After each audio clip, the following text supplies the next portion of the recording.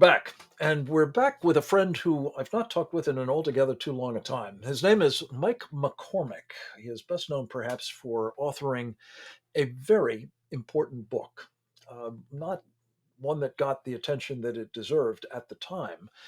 As I recall, it was in the run up to the election of 2020. It's entitled Joe Biden Unauthorized. And it was a biography of a man that Mike had worked with in the government, where he was responsible for trying to make sense or at least take notes about the various meetings that Joe Biden had as vice president of the United States.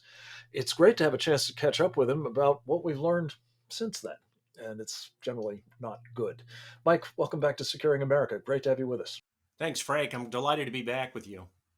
Pleasure is really mine. Let me ask you about what you reported on at the time. And I think it didn't get the attention that it deserved because obviously there were those who were determined to protect Joe Biden. But it was partly about just what a creepy guy he was and the sort of intellectual inadequacy, shall we put it, he had even back then, as well as I think some inklings, at least, into the corruption of the Biden crime family, as I think Rudy Giuliani has called it, including El Capo, the big guy. Talk a little bit about what we knew when you wrote the book, and then let's get into what we've learned since. That's a great question. And the reason it's great is because if you read my book, I actually get some criticism from people saying I was too soft on Joe Biden. I published this book 2 years ago. So right before the shutdowns, over the course of 2020 and into the election, and I think a fraudulent election in November of 2020, we learned who the real Joe Biden is. And I tried to give people a picture of this beforehand. And it came out in March 2020, and suddenly everything was shut down. There was no discussion about it for months. So you and I had a discussion about it. I think it was September, or October of 2020. The guy who I wrote about is not the guy who's in the White House. The guy who's in the White House, and I've started a Substack based on. I've since come in to access of the Hunter Biden laptop. The guy who's in the White House and the guy who won that election supposedly is an evil man. There's no doubt about it in my mind. There were indications to it, but at the time it was beyond my ability to really understand how really bad he was. Now I know. And there are chapters in the book that have come true. Chapters about him being uh, publicly humiliated by Vladimir Putin. I went to Ukraine with Joe Biden and I talk about his business with Hunter Biden and how it was covered up by the Obama White House. We're seeing that happen right now and it's unraveling. And I'm finding ways to unravel it in this laptop.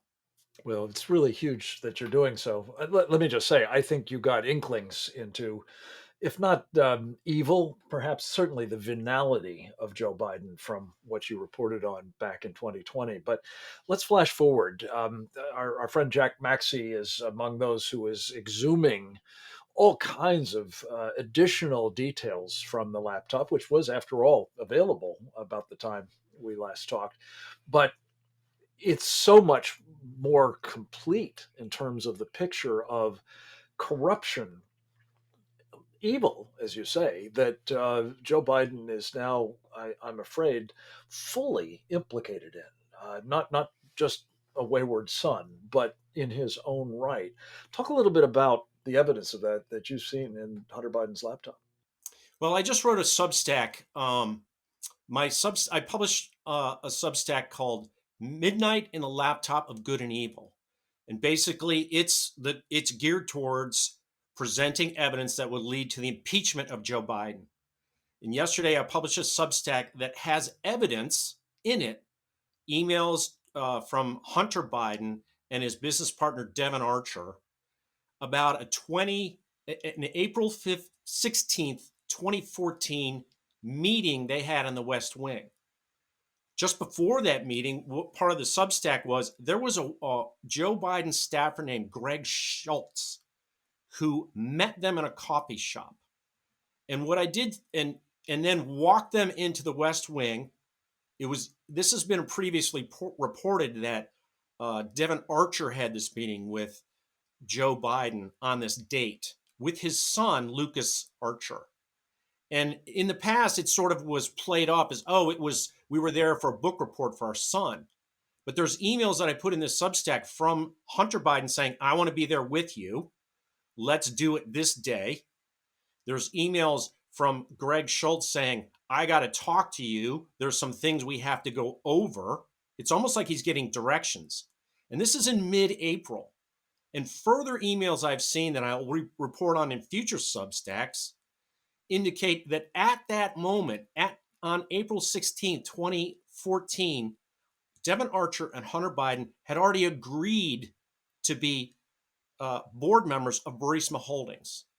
So they're meeting with Joe Biden as board members of the natural gas conglomerate in Ukraine as he's preparing to go to Ukraine for his first trip, bringing energy security.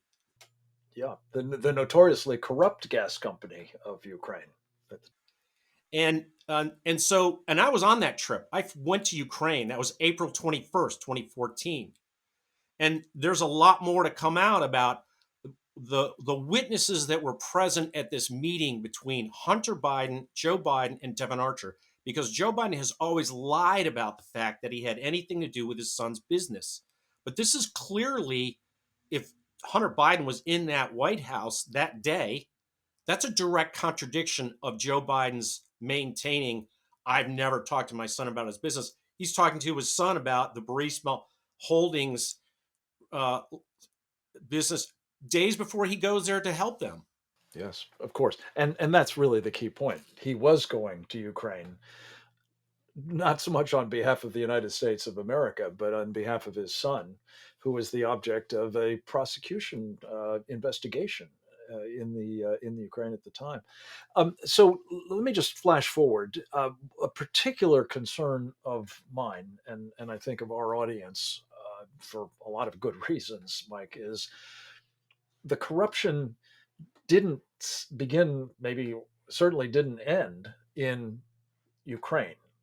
As you mentioned, Russia, where Vladimir Putin had complete contempt for Joe Biden, had a piece of him as well through the mayor's wife of Moscow and probably others. But even more alarming is the extent to which that laptop makes abundantly clear that Chinese intelligence had all kinds of connections into the Biden crime family and deeply compromised everybody, including Joe himself. Talk, if you would, based on your experience, perhaps, or at least on the basis of the research you've done into Hunter Biden's laptop, about the extent of the compromise of our commander in chief by our most mortal enemy.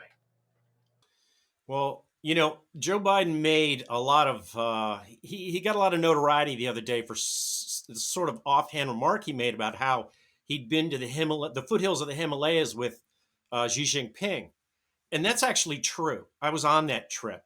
It took place in 2011. Joe Biden went to a city in that part of China called Chengdu, and it's in giant panda country. It's basically at the foothills of the Himalayas.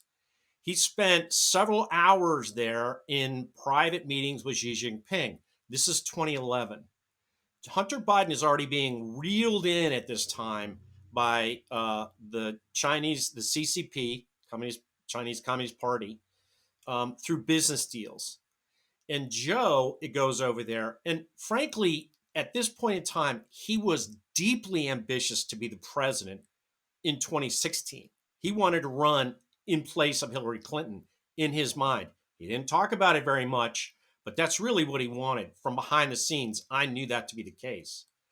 Part of what made him want to be very tied in with China was that desire. And I guarantee he talked with Xi Jinping about that. Within months of this meeting they had, this series of meetings, Xi Jinping comes to America. He's still the vice president of China. And they had a series of meetings. They started in Washington. He went through Iowa. Xi Jinping, when he was a grad student at the University of Iowa, got to know the Iowa lay of the land, and went, sort of back, kind of a return. From there, they went to Hollywood, and that's where Joe shows up again. Joe shows up again, giving Xi Jinping the keys to Hollywood if he makes a deal to increase Hollywood's access to the Chinese market. That deal went down in February of 2012. And not a lot of people remember it or recall it, but that was a real critical element in Joe Biden then becoming a unspoken darling of Hollywood. And that also became why Hollywood became so beholden to Chinese influence. Some would say their, you know, propaganda. You bet they did. Let me just say, we're going to have to wrap momentarily, but Mike, these personal insights into Joe Biden, the man, Joe Biden, the political figure, the ambitious would-be president and now president, are chilling, to say the least, and the extent to which, as Joe Biden certainly would have understood when he was looking at the presidency in 2016, the Clintons had made a lot of money on the Chinese for their reelection campaign earlier on, and it's very, very alarming that a guy, again, who is our commander in chief, has been compromised in this way by our mortal enemy, the Chinese Communist Party. Mike, we need to have you come back on soon. There's much more to talk about, but thanks for your time today and Godspeed in your great work at the moment at Substack. Next up, we'll talk with Kevin Freeman about many of these same problems.